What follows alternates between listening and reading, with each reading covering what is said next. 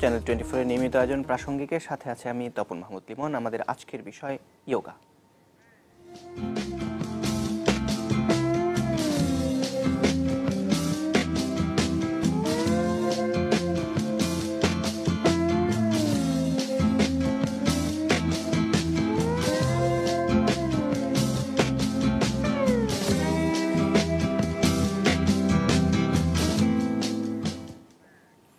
Yoga, যাকে আমরা বাংলায় বলি যোগ, এই যোগ হলো শরীরের গ্রন্থিসমূহের সাথে আমাদের আত্মার সমন্বয় এবং সারা বিশ্বেই এটি এখন খুব পরিচিত একটি বিষয়। আমরা জানি যে আগামী 21 তারিখ প্রথমবারের মতো আন্তর্জাতিক একটি দিবসও পালন করা হচ্ছে। এই ইয়োগা নিয়ে আজকে আমাদের আয়োজনের সাথে আমাদের সাথে যোগ দিয়েছেন ভারতের দুজন যোগ বিশেষজ্ঞ, যারা দীর্ঘদিন এর সাথে রয়েছেন যোগ বিশেষজ্ঞ এম.এন. কুন্ডু, এবং এছাড়া আমাদের সাথে আরও যোগ দিয়েছেন গুরুজি শ্রী সত্যজিৎ, তিনিও যোগগুরু। আপনাদের দুজনকেই স্বাগত জানাচ্ছি আমাদের স্টুডিওতে এবং আমরা আনন্দিত আপনাদের পাশে পেয়ে। প্রথমে আপনার যে এম.এন. কুন্ডু, আপনার কাছে আসতে চাই। আমরা জানি যে আগামী 21 তারিখ প্রথমবারের মতো উদযাপিত হতে যাচ্ছে আন্তর্জাতিক যোগ দিবস। এটা সম্পর্কে যদি একটু বলেন। আমরা জানি যে ডিসেম্বরে বোধহয় এরকম সিদ্ধান্তটা হয়েছে প্রথমবারের মতো। প্রথমেই আপনাকে এবং আপনার সমস্ত দর্শকদের আমি ধন্যবাদ জানাই, এই অনুষ্ঠান শোনার জন্য আমন্ত্রণ জানাই। যে প্রশ্নটি করলেন সেই প্রসঙ্গে আমি বলতে চাই যে আমাদের ভারতের প্রধানমন্ত্রী শ্রী নরেন্দ্র মোদী এই প্রপোজালটা রাষ্ট্রসংঘের জেনারেল অ্যাসেম্বলিতে উত্থাপন করেন এবং তখন 170টি দেশ এই প্রপোজালটিকে সমর্থন দেয়। তারপরে 175টি দেশের কো স্পন্সরশিপে এই প্রপোজালটি রাষ্ট্রসংঘে গৃহীত হয়েছে। এটি একটি রেকর্ড নাম্বার। এর আগে কোনো প্রপোজালে এত বেশি সংখ্যক দেশ সাড়া দেয়নি, যাতে করে প্রমাণিত হয় যে আজ পৃথিবীর সমস্ত দেশ যোগের প্রয়োজনীয়তাটা বুঝতে পেরেছে। এবং আমরা এমন একটা সময়ের মধ্যে আছি যখন সারা পৃথিবীতে যোগের যে কল্যাণকর দিকটি সেটির বিশেষ প্রচার এবং বহুল প্রচার হওয়া দরকার বলে সকলেই মনে করছে। সুতরাং এই যোগ দিবস উপলক্ষে আমরা সেটি বিভিন্ন দেশে এটিকে প্রচার করা হবে। এর আগে যে হতো না তা নয়, কিন্তু এই উপলক্ষে এটিকে আরও বেশি সুষ্ঠুভাবে, সামঞ্জস্যপূর্ণভাবে এবং সিস্টেমেটিক কারিকুলামের মধ্যে দিয়ে এই যোগকে সাধারণের মধ্যে পৌঁছে দেওয়া যাবে বলে আমরা বিশ্বাস করি। গুরুজি, আপনার কাছে যাচ্ছে এই বিশেষ দিনে বাংলাদেশে আপনাদের কোনো পরিকল্পনা আছে উদযাপন উপলক্ষে? হ্যাঁ, বাংলাদেশে আমরা এই মাসের 1 তারিখ থেকে বিভিন্ন ধরনের প্রোগ্রাম নিয়েছি। হ্যাঁ, সেটা ওয়ার্কশপ, সেমিনার, হ্যাঁ, ডিসকাশন, হ্যাঁ, ডেমনস্ট্রেশন। তো এই ধরনের অলরেডি রাজশাহী, হ্যাঁ, চিটাগং আজকে হয়েছে এবং আমাদের ইন্দিরা গান্ধী কালচারাল সেন্টারের অডিটোরিয়ামে প্রোগ্রাম হয়েছে। এবং আগামীতে যে পরিকল্পনাগুলো আছে, আপনার 29 তারিখে চাঁদপুরে এবং 1 তারিখে বাংলাদেশ শুটিং স্পোর্টস ফেডারেশনে এবং 4 তারিখে ঢাকা ইউনিভার্সিটির বুয়েটে এবং আপনার 5 তারিখে রংপুরে আছে। এবং এই ধরনেরই প্রোগ্রাম আপনার ডুমুরিয়া এবং খুলনাতে আছে আগামী 12 এবং 13 তারিখে। আর 21 তারিখে আমরা ওই দিনটাকে উদযাপন করছি এইভাবে, সকালে 10টা থেকে 11টা এই 1 ঘন্টা সমস্ত যোগ শিক্ষার্থী বা যারা যোগ ব্যায়ামের শুভনাধ্যায়ী আছেন তাদেরকে সবাইকে ঢাকা ইউনিভার্সিটিতে একসঙ্গে মিলিত একটা অভ্যাস প্র্যাকটিস হবে। এবং এরপরে সন্ধ্যাবেলায় আমাদের যে জাদুঘর আছে, জাদুঘরের মেন অডিটোরিয়ামে 5:30 থেকে 6:30 পর্যন্ত আমাদের যোগা ডেমনস্ট্রেশন, হ্যাঁ, যোগার উপরে ডকুমেন্টারি এবং যোগার উপরে কিছু লেকচার আছে। এই প্রোগ্রাম আপাতত আমরা এবছরের জন্য নিয়েছি 21 জুন সোমবার। ধন্যবাদ। আমরা জানলাম দিবসটি সম্পর্কে। একটু যদি এবার আমরা আসি যে আসলে এই যে যোগ যেটা বলছি আমরা, ইয়োগা বা যোগ, সেটা এর জন্ম তো ভারতীয় উপমহাদেশেই। সেই কেউ কেউ বলে থাকেন প্রায় 3000 বছর আগে বা তারও আগে বা পরে হতে পারে। এটা যদি একটু এম.এন. কুন্ডু আপনি বলতেন যে তার ইতিহাসটা। খুব ভালো প্রশ্ন। এখন যোগ অত্যন্ত প্রাচীন, কিন্তু আমরা প্রাচীন ভারতবর্ষে আমরা জানি যে কোনো ইতিহাস লেখার চল ছিল না, পাওয়াও যায় না। সেই জন্য তো মোটামুটি ধরা হয় যোগ প্রায় 5000 বছরের পুরনো, কেউ বলেন 10,000 বছরের পুরনো। তার কারণ আমাদের যে প্রাচীনতম পৃথিবীর সভ্যতা, সেই সিন্ধু সভ্যতাতেও আমরা যোগের নিদর্শন পাই, যোগীর পশুপথের মূর্তির মাধ্যমে বোঝা যায়। তারপরে আমরা যখন বৈদিক সভ্যতা দেখি, সেই সভ্যতায় যোগের বহুল প্রচলন ছিল। তারপরে যখন গৌতম বুদ্ধের আবির্ভাব হয় তিনি যোগ শিক্ষা করেন প্রথম 5 বছর ওরাম কালামের কাছে, এবং তার শিক্ষার মধ্যে প্রভূতভাবে যোগের ব্যবহার আছে, সেগুলো সব খ্রিস্টপূর্ব। তারপরেও বিভিন্ন সময়ে বিভিন্নভাবে এই যোগ ভারতবর্ষে প্রচার লাভ করেছে, এবং ভারতের বাইরে চীন, তিব্বত, জাপান এই সমস্ত দেশে গেছে এই যোগ এই নামে এবং অন্য নামে, যেমন ওখানে জেন বুদ্ধিজমের নামে। বস্তুত সেগুলো সবই কিন্তু যোগেরই প্রকারভেদ। এইভাবে যোগের বহুল প্রচলন হয়েছে, কিন্তু ঠিক ঐতিহাসিক পরম্পরা বলতে যা বোঝায় তা আমরা কেবলমাত্র রিটন যেগুলো রেকর্ড আছে তার থেকেই পেতে পারি। তার আগেরকার থেকে বলা বড় সম্ভব নয় যে কবে হয়েছিল। যেমন পতঞ্জল যোগসূত্র থেকেই আমরা ধরে নিচ্ছি যে প্রথম যোগের যে লিখিত একটা প্রামাণ্য গ্রন্থ সেটা আমরা পাই। এটা এই যোগের যদি একদম উদ্দেশ্যের জায়গায় যায়, আসলে যোগ বললেন যে অনেক আগে, প্রাচীন 5000 বছর আগে সৃষ্টি হয়েছে। এর কারণটা কি? এটা কোন ধারণা থেকে যদি আমরা বলি এটা এসেছে? গুরুজি, আপনি যদি একটু বলতেন। হ্যাঁ, যোগ হচ্ছে গিয়ে এমনই একটা বিষয় যেটা হচ্ছে গিয়ে শারীরিক এবং মানসিক দুটোরই উন্নতি একই সঙ্গে ঘটায়। হ্যাঁ, অন্যান্য যেরকম স্পোর্টস বা খেলাধুলো বা যা কিছু আছে সেটা হয়তো ফিজিক্যাল ওয়ার্ক হচ্ছে, কিন্তু শারীরিক সেইভাবে হচ্ছে না। কারণ যোগে যে সমস্ত বিষয়গুলো করা হয় তাতে অনেক কিছুতেই আছে, দেখা যায় যে স্ট্যাটিক পশ্চার, যেরকম আসন আমরা যোগের একটা পার্ট হিসাবে দেখি, সেখানে আসনটাকে যেভাবে করা হয় সেটা মহর্ষি পাতঞ্জলি বলেছেন স্থির সুখম আসনম। তো স্থিরতাপূর্বক সুখের অবস্থানই হচ্ছে গিয়ে আসন। তো একটা নির্দিষ্ট ভঙ্গিমায় কিছু সময় থাকা, তো সেই সময় শরীরের ভিতরে যে সমস্ত যন্ত্রাংশ মানে অন্ত্রতন্ত্র আছে তার কার্যক্ষমতাকে বাড়িয়ে তুলছে, প্লাস আমাদের যে রক্ত সংবহন তন্ত্র আছে সেটা কোনো সময় বাধাগ্রস্ত হচ্ছে, কোনো সময় সেটা দ্রুত হচ্ছে। এর ফলে পরিপ্রেক্ষিতে কী হচ্ছে, শরীরে যে সমস্ত আপনার ইম্পিউরিটি আছে সেইগুলোকে তাড়াতাড়ি বাইরে বের করে দেওয়ার জন্য যোগব্যায়াম হেল্প করে, যার জন্য শারীরিক এবং মানসিক সুস্থতা নিয়ে আসে। এবং যোগের বিশেষ একটা দিক আছে যেটা হচ্ছে কি অন্যান্য দিক থেকেও ভিতরে আমাদের শরীরের ভিতরে যে সমস্ত অর্গানগুলো আছে, যে সমস্ত গ্ল্যান্ডসগুলো আছে, সেই গ্ল্যান্ডসের সিক্রিয়েশনগুলিকে সঠিকভাবে করতে সাহায্য করে। অন্যান্য স্পোর্টস বা খেলার ক্ষেত্রে এইভাবে করে না, যার জন্য যোগা বিশেষভাবে গুরুত্বপূর্ণ, যেটা স্ট্রেস, টেনশন, অ্যাংজাইটি বা অন্যান্য জিনিস থেকে বাইরে রাখতে। হ্যাঁ, যোগ স্থির। এটার সাথে কি ধ্যানের কোনো সম্পর্ক রয়েছে? অবশ্যই ধ্যানের সম্পর্ক আছে, কারণ যোগ হচ্ছে গিয়ে একটা বড় বিষয়। এটার মূলত হচ্ছে গিয়ে 8টা পার্ট আছে, যেটাকে মহর্ষি পতঞ্জলি অষ্টাঙ্গ যোগ বলেছেন। ইয়ম, নিয়ম, আসন, প্রাণায়াম, প্রত্যাহার, ধারণা, ধ্যান এবং সমাধি। তো ধ্যান হচ্ছে গিয়ে যোগের একটা পার্ট, এবং 7ম পার্ট হচ্ছে গিয়ে ধ্যান। ধ্যান হচ্ছে গিয়ে ধ্যেয় কথার সঙ্গে অনট কথাটা যুক্ত হয়ে ধ্যান শব্দটা এসছে, যেখানে চিন্তা শূন্য একটা অবস্থা, যেখানে শুধুমাত্র পিস। হ্যাঁ, ধ্যাত্তা মানে যে ধ্যান করছেন, আর ধ্যেয় হচ্ছে গিয়ে যার ধ্যান করা হচ্ছে, আর ধ্যানটা হচ্ছে গিয়ে এই পুরো প্রক্রিয়াটা। তো এর মাধ্যমে আমরা অনাবিল আনন্দ উপভোগ করি। তো এইটা হচ্ছে গিয়ে ধ্যান। তো ধ্যান হচ্ছে গিয়ে যোগার একটা অংশ। ধন্যবাদ।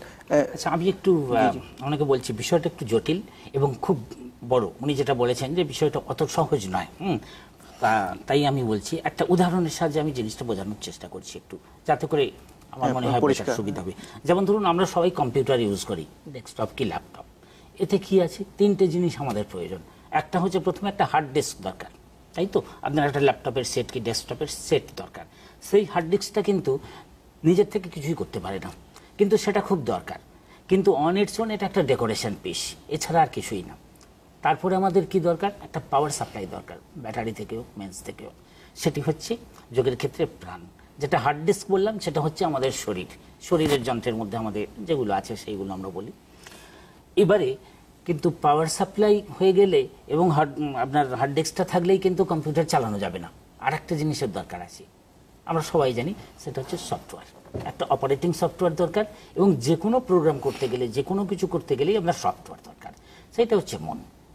এবারে এই 3টে জিনিস যখন সামঞ্জস্যপূর্ণভাবে কাজ করছে, তখন কিন্তু আপনি কম্পিউটার থেকে তার উপকারিতা নিতে পারছেন, তার দ্বারাই আপনি কাজটা করতে পারছেন। এর কোনো একটিকে বাদ দিয়ে কিন্তু একটি ফাংশন করতে পারে না। এখন যোগ কি করে, এই যোগ এই তিনটের মধ্যে সামঞ্জস্যপূর্ণ করে সেটিকে করায়। আপনার হার্ড ডিস্ক খারাপ হলে কিন্তু চলবে না, তাহলে কিন্তু অন্য সফটওয়্যার কাজ করতে পারবে না, তাই হার্ড ডিস্কটাকে চালু রাখতে হবে। যোগ সেটাকে ঠিকভাবে তার মেনটেন্যান্স এবং তার সমস্ত কিছু করাচ্ছে। আপনি যেটা বললেন গ্রন্থির কথা, শরীরের আপনার রক্ত সঞ্চালন সমস্ত। এবারে যেখানে রক্ত সঞ্চালনের কথা বলছেন সেটা কিন্তু এই পাওয়ার সাপ্লাইয়ের ব্যাপারে আসছে। তো যোগ বলছে আমাদের শরীরের মধ্যে পঞ্চপ্রাণ, তার মধ্যে দিয়ে কাজ করছে। আজকের মেডিকেল সায়েন্স কিন্তু জানেন আমাদের শরীর যখন বিকল হয় তখন এই যে প্রাণ অপান ব্যান সমান উদান, এই সব ইনভলেন্টারি ফাংশন আমাদের শরীরের মধ্যে যে হয়, এর কোনো একটির বৈকল্যের জন্য আমাদের শরীরে অসুখ উপস্থিত হয়, নানা কিছু হয়।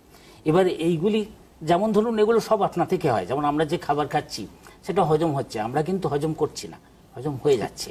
আমরা যে শ্বাস প্রশ্বাস নিচ্ছি, অক্সিজেন আমাদের শরীরের প্রতিটি সেলে পৌঁছে যাচ্ছে, কিভাবে পৌঁছচ্ছে, রক্তের মাধ্যমে চলে যাচ্ছে, আমরা করছি না, এগুলো হয়ে যাচ্ছে।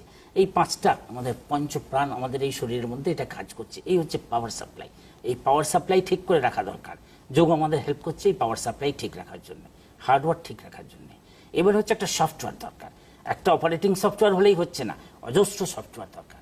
আপনি যখনই যোগের মাধ্যমে বিষয়ের জন্য একটা বিষয়ের জন্য এক একটা সফটওয়্যার দরকার। সেই সফটওয়্যার হচ্ছে মাইন্ডের ব্যাপার, এবং এই সফটওয়্যার কিন্তু আপনাদের একটা ইনফিনিট স্টোর হাউস থেকে আমরা ডাউনলোড করে নিতে পারি, আমরা নিজেরা সফটওয়্যার তৈরি করে নিতে পারি, এবং এই রাজযোগের মাধ্যমে এই সমস্ত সফটওয়্যারের ব্যাপারটা টেক আপ করা হয়। এবং এই সফটওয়্যার নিয়ে আজকাল বিদেশে প্রচণ্ডভাবে কাজ, আমি যোগের সফটওয়্যারের কথা বলছি, পার্টিকুলারলি আমরা ইংল্যান্ডে আমি দেখেছি, এবং আমেরিকাতে অনেক ইনস্টিটিউশন আছে, অনেক কিছু আছে, তারা কিন্তু এই যৌগিক সফটওয়্যার নিয়ে করছে। মাইন্ড প্রোগ্রামিং কিভাবে আমরা করব, যে মাইন্ডের ব্যাপারটা কিভাবে যোগকে দিয়ে আমরা কাজে লাগাতে পারি, সেই জিনিসটার দিকে খুব বেশি নজর দেওয়া গেছে। কিন্তু আমরা দেখলাম যেটা বাংলাদেশ বা ভারতবর্ষের সমস্ত দেখেছি, কিন্তু এই যোগের এই যে স্বাস্থ্য এবং তার নিরাময়, হেলথ এবং হিলিং, এই দুটো জিনিসের দিকে বেশি ঝোঁক আছে, কিন্তু ওরা তার মানসিক দিকটার দিকে বেশি ঝুঁকেছে এবং অনেক দিন ধরে ঝুঁকেছে। আমাদের এখানে ওদের স্বাস্থ্যটা একটা বড় সমস্যা, ওদের আবার যেমন স্বাস্থ্যটা অতটা সমস্যা, সবটাই সমস্যা, সব জায়গাতেই বিষয়টা হচ্ছে কি যে স্বাস্থ্যটাকে তো আমাকে ঠিক রাখতে হবে, শরীর এবং মনটাকে যদি ঠিক রাখি তবেই গিয়ে আমি কিন্তু ধ্যানটাকে করতে পারবো বা মনটাকে একাগ্র করতে পারবো। যার জন্য যে যোগের অষ্টাঙ্গ যোগের কথা আমি বলছিলাম, যে ইয়ম নিয়ম, এটা হচ্ছে কি যেরকম আপনার জমটা বলতে বলা হচ্ছে যে সোশ্যাল ডেভেলপমেন্ট, সমাজে থাকতে গেলে তো আমাদের কিছু নিয়ম কানুন পালন করে চলতে হবে। আমরা একটু শুনবো আপনার আলোচনায়, মাঝখানে একটু থামিয়ে দিচ্ছি, একটা বিরতির সময় আছে, একটা বিরতির পরে আবার এসে এই বিষয়টি নিয়ে আলোচনা করব। দর্শক একটা বিরতি নিচ্ছি, সাথেই থাকবেন।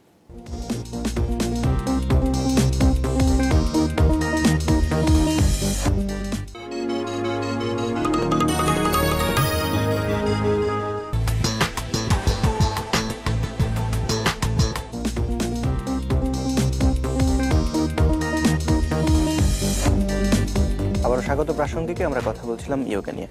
গুরুজি শ্রী সত্যজিৎ, আপনার কাছে আসতে চাই। আপনি বলছিলেন বিরতির আগে একটু শুদ্ধি প্রক্রিয়াটা নিয়ে যদি একটু বলতেন, যে যোগের মধ্য দিয়ে খুব সংক্ষেপে। হ্যাঁ, যে খাদ্যাভ্যাস, আমি একটু খাদ্যাভ্যাস সম্পর্কে বলতে চাইছি। যে বিষয়টা হচ্ছে কি যে আমরা যে খাদ্য গ্রহণ করি সেটা প্রধানত তিন প্রকারের। একটা হচ্ছে গিয়ে রাজসিক, তামসিক এবং সাত্ত্বিক। তো আমাদের যে সমস্ত খাদ্য রাজসিক, সেই সমস্ত খাদ্যকে অ্যাভয়েড করার কথা বলা হয়েছে। রাজসিক খাদ্য বলতে মশলা জাতীয়, এক পর্যায়ে আপনার মাছ, মাংস, ডিম, অ্যালকোহল, এই খাদ্যকে যতটা সম্ভব অ্যাভয়েড করার কথা বলা হয়েছে। কারণ রাজসিক বলতে মনকে চঞ্চল করে দেয়, হ্যাঁ, শরীরকে উত্তপ্ত করে দেয়। আর এক ধরনের খাদ্য হচ্ছে তামসিক। তামসিক খাদ্য হচ্ছে তন্দ্রাচ্ছন্ন বা ঘুম এনে দেয়। যেরকম খাদ্য, যেরকম বাসি খাবার, ফ্রিজের খাবার, ক্যান ফুড, পিৎজা, বার্গার, এই ধরনের, হ্যাঁ, বিশেষ করে ময়দা থেকে যে সমস্ত খাবারগুলো তৈরি হচ্ছে, তো এই খাবারগুলোকে অ্যাভয়েড করার কথা বলা হচ্ছে। আর হচ্ছে গিয়ে আমাদের খাবার যে বিষয়টা বলা হচ্ছে সেটা হচ্ছে কি যে আপনার সাত্ত্বিক আহার। সাত্ত্বিক আহার বলতে ফলমূল, শাকসবজি আপনি রান্না করছেন হালকা গরম অবস্থায়, সেটাকে খাচ্ছেন। তো এইটা মূলত যৌগিক আহারের কথা বলা হয়েছে। এবং আমাদের যে স্টমাকের এরিয়া, তার 50% সলিড ফুড থাকবে, আর হচ্ছে 25% লিকুইড থাকবে, আর হচ্ছে আপনার বাকি 25% খালি থাকবে। তো এই হচ্ছে আহারের বিষয়টা। এবার হচ্ছে কি যে ছোটবেলা থেকে কি আমরা কোনো ডায়েটিশিয়ানিস্টের ডায়েট চার্ট ফলো করে কি খাওয়া দাওয়া করে আসছি? নিশ্চয়ই না। তো সেক্ষেত্রে কি হচ্ছে, হয় আমার কম খাওয়া হচ্ছে তাহলে শরীর দুর্বল হয়ে পড়বে, অথবা বেশি খাওয়া হয়ে যাচ্ছে। তো বেশি খেলে কি হবে, শরীর যেটুকু গ্রহণ করার সেটুকুই গ্রহণ করবে, বাকি বিষয়টা হচ্ছে গিয়ে আপনার বাইরে বের করে দেবে। তো বাইরে বের করে দেওয়ার জন্য আমাদের 4টে পদ্ধতি শরীরে আছে। একটা হচ্ছে গিয়ে স্টুল, ইউরিন, সোয়েট আর ব্রিদিং। তো এই 4টে সিস্টেম কি প্রতিটা দেহে সুন্দরভাবে কাজ করছে? যদি কাজ করে তাহলে কিন্তু সে সুস্থ আছে, ভালো আছে, কারণ তার ইম্পিউরিটি বাইরে বেরিয়ে যাচ্ছে। আর যদি এই 4টে সিস্টেম ঠিকভাবে কাজ না করে, কারণ দেখা যায় যে ব্রিদিং আমরা 50% লোক ঠিকভাবে নিই, 50% লোক ঠিকভাবে নেই না, কারণ কারো নেজাল প্যাসেজ ব্লক থাকে, সর্দি কাশি থাকে, এরকম। তারপরে আপনার ঘাম, দেখা যাচ্ছে এই যে আমি প্রোগ্রাম করছি, এসি রুমে বসে প্রোগ্রাম করছি, তো দেখা যাচ্ছে ঘাম হচ্ছে না। এক্সারসাইজও আমরা সাধারণত এসি রুমেই এখন করি, ঘাম খুব কমই হয়, তো ঘামের মাধ্যমে ইম্পিউরিটি বাইরে বেরোচ্ছে না। হ্যাঁ, এবং ইউরিন দেখা যায় যে 80% লোকের ঠিকভাবে হয়। আর স্টুলের ক্ষেত্রেও একদম 365 দিন যে সবার স্টুল ক্লিন হয় তা কিন্তু নয়। কিন্তু এই ইম্পিউরিটি শরীরের ভিতরে থেকে যাচ্ছে, তখন বডিতে ডিসঅর্ডার্স নিয়ে আসছে, আর ডিসঅর্ডার্স ধীরে ধীরে ডিজিজে কনভার্ট করছে। তো আমরা যৌগিক পদ্ধতিতে এই শুদ্ধিক্রিয়ার মাধ্যমে এগুলোকে ক্লিন করা যায়। এই ধরনের অনেক কিছু টেকনিক আছে, তার ভিতর 6টা টেকনিক খুব ইম্পর্টেন্ট: ধৌতি, বস্তি, নৌলি, নেতি, ত্রাটক আর কপালভাতি। তো কপালভাতি যেরকম শ্বাস ছাড়া জোরের সঙ্গে সঙ্গে সঙ্গে পেটটা ভিতরে যাবে, ঠিক এই অভ্যাসটা করতে পারি।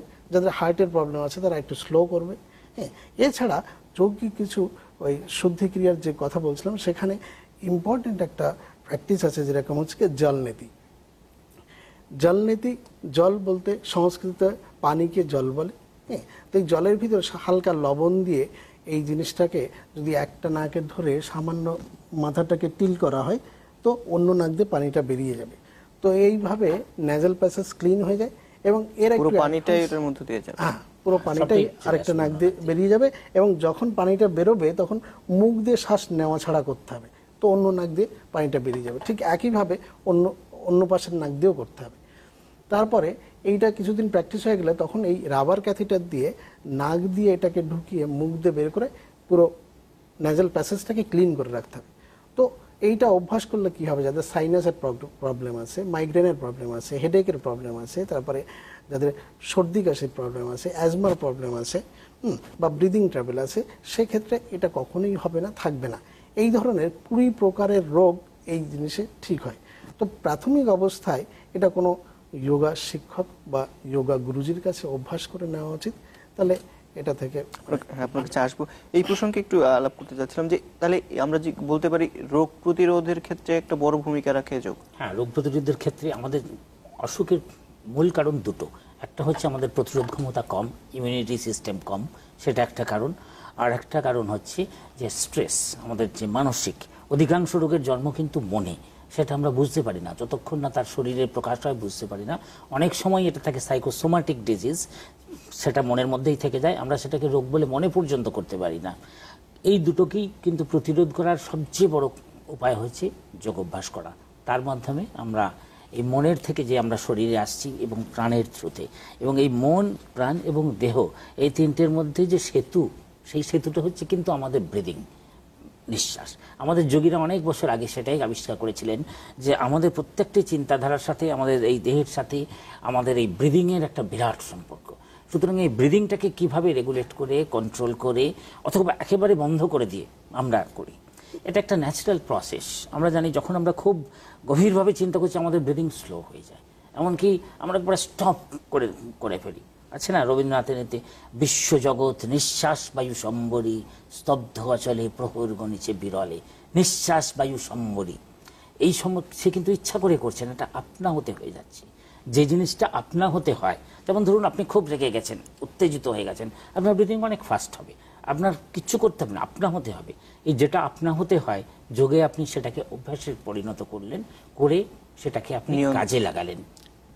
এটা হচ্ছে যোগের আপনার শ্বাস প্রশ্বাসের যে ক্রিয়া, এটা একটা বিরাট ক্রিয়া, এবং এটাকে আপনাকে রীতিমতো অভ্যাস করে যেতে হবে, এবং একেবারে ব্রিথলেস স্টেজে আপনি যাবেন। কেননা যতক্ষণ আপনি ব্রিদিংয়ের মধ্যে আছেন ততক্ষণই আপনি ব্রিদিংয়ের ভিকটিম হয়ে আছেন মনের মধ্যে। সারাদিন আপনি অজস্র চিন্তা করছেন, আপনি চিন্তা করছেন না, চিন্তা হচ্ছে আপনার মনের মধ্যে। কি ভাবছেন তা আপনি জানেন না, সব সময় মনের মধ্যে দিয়ে একটা না একটা কিছু চিন্তা আসছে, ফ্রুটলেস, একটা ইনসিস্টেন্ট ফ্লো, একবারে নদীর স্রোতের মতন বয়ে যাচ্ছে যতক্ষণ না ঘুমোচ্ছেন। ঘুমের মধ্যেও হচ্ছে, স্বপ্ন দেখছেন আপনি, কিন্তু সেই স্বপ্ন আপনার মনে থাকে না, সকালে উঠে সব আপনি ভুলে যান। এবারে যোগের মাধ্যমে কি হচ্ছে, তার কারণ হচ্ছে আপনার মাইন্ডের যে একটা সাবকনসিয়াস মাইন্ড, সেটা ঘুমের মধ্যে অ্যাক্টিভ হয়ে যাচ্ছে। অ্যাওয়েকেন্ড স্টেটের মধ্যে আপনার কনসাস মাইন্ডটা অ্যাক্টিভ হয়ে যাচ্ছে। এবারে এই সমস্ত মনের উপর আপনার কন্ট্রোল করতে গেলে আপনাকে সেই ব্রিথ হচ্ছে তার সেই সুতো, সেই সুতো ধরে আপনাকে মনের দিকে যেতে হবে। প্রথমে এই সূত্রটাকে ধরলেন, শরীর থেকে মনে, একটা গ্রস ভেহিকেল থেকে আপনি চলে যাচ্ছেন। আর এই যে ব্রিদিংটাকে বলছেন, এটা যৌগিক ভাষায় বলা হচ্ছে প্রাণায়াম, ঠিক আছে? তো প্রাণায়াম মূলত হচ্ছে গিয়ে 8 প্রকার। আর এই প্রাণায়াম, প্রাণ এবং আয়াম এই দুটো শব্দ থেকে এসছে। তো প্রাণ বলতে বলছি কি, যে আমরা যে বায়ু নিচ্ছি, এই বায়ু থেকে তো সব কিছু তো আমরা কাজে লাগাচ্ছি না, সেখানে অক্সিজেনটাকে আমাদের শরীরে কাজে লাগছে, তো অক্সিজেনটাকে আমরা প্রাণবায়ু বলছি। আর এই যে লম্বা নিচ্ছি, লম্বা ছাড়ছি, এটাকে বলছে আয়াম। ঠিক আরেক অর্থে যদি বলা হয় যে আমার শরীরে প্রাণ আছে, মানে আমি আছি, না থাকলে তো জড় পদার্থে পরিণত হতো। আর আয়াম বলতে লম্বা। তো যদি নিয়মিত এই প্রাণায়ামের অভ্যাস করা যায়, তাহলে সুস্থ দেহে দীর্ঘজীবী হওয়া যায়। মানে কি লম্বা শ্বাসের? হ্যাঁ, লম্বা শ্বাসের। কারণ প্রাণায়ামের যে আছে, 3টে ফেজ আছে মূলত। সেটা হচ্ছে গিয়ে, একটা হচ্ছে গিয়ে পূরক, কুম্ভক আর রেচক। যে শ্বাস নেওয়া, শ্বাস দম্ভ বন্ধ করে রাখা এবং শ্বাসটাকে ত্যাগ করা। তো এই প্রাথমিক অবস্থায় আমরা প্রাণায়ামের ক্ষেত্রে শ্বাস নেওয়া এবং শ্বাস ছাড়াটাকে বোঝাই। যতটা সময় শ্বাস নেওয়া হয় তার দ্বিগুণ সময় শ্বাস ছাড়া হয়। কিন্তু আইডিয়াল হচ্ছে গিয়ে প্রাণায়ামের রেশিও হচ্ছে গিয়ে 1:4:2। যতটা সময় শ্বাস নেবে তার 4 গুণ সময় দম বন্ধ করে থাকবে আর দ্বিগুণ সময় ধরে শ্বাস ছাড়বে। তো প্রাণায়াম হচ্ছে গিয়ে মনের খাদ্য। মনটাকে প্রফুল্ল রাখতে, উৎফুল্ল রাখতে বা শরীরটাকে সতেজ রাখতে, ইন্টারনাল সিস্টেমকে ঠিক রাখতে প্রাণায়াম কার্যকরী ভূমিকা রাখে। আমরা শুনবো এই কথা। আরেকটি বিষয় সবসময় বিরতি নিতে হবে, তারপরে সে শুনতে চাই। আরেকটা বিষয় যে অনেকগুলো মিথ কার্যকর, আমরা জানি এটা খুব কার্যকর একটা জিনিস, কিন্তু এর বিপরীতে কিছু মিথ রয়েছে কিংবা ভুল ধারণাও রয়েছে। সেই বিষয়গুলো আমরা আপনার কাছে ভাঙতে চেষ্টা করব একটা বিরতির পরে। দর্শক সাথেই থাকবেন।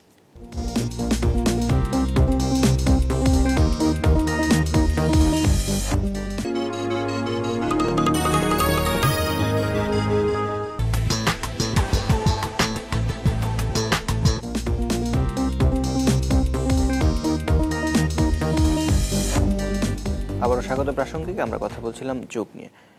এমএন কুন্ডা, আপনার কাছে আসতে চাই। আমি বিরতির আগে প্রশ্নটা করেছিলাম যে কিছু মিথ বা এমন একটা ধারণা, কেউ বলে এটা কি ধর্মীয় একটা বিষয় কিনা বা শারীরিক বিষয় কিনা, এই সম্পর্কে আপনার ব্যাখ্যাটা কি আসলে? হ্যাঁ, এটা খুব গুরুত্বপূর্ণ প্রশ্ন আপনি উত্থাপন করেছেন। এই বিষয়ে বলবো, অনেকেরই ধারণা যে যোগ বোধহয় একটা হিন্দু ধর্মেরই অংশ, অথবা এই যে যোগের প্রচার হয়তো হিন্দু ধর্মেরই প্রচার।